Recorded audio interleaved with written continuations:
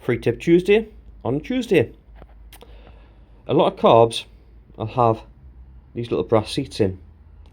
That's where the float needle will sit against. I say a lot because I've got this one here out of a scooter that's cast it in the alloy. But on all the carbs, when you're doing this, you generally get them in the rebuild kits, the new seats, and it'll be a bit of a pain in the backside to remove. So what I'm going to do is I'm just going to run a tap down.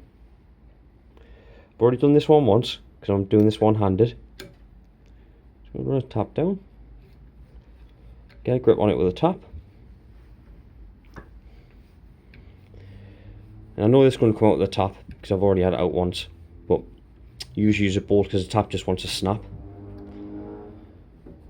And we'll pull that out.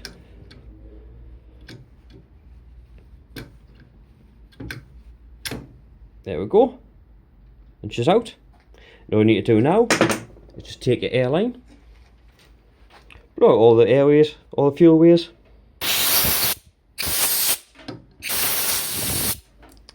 And then you've got to fit your new one once you've cleaned everything up.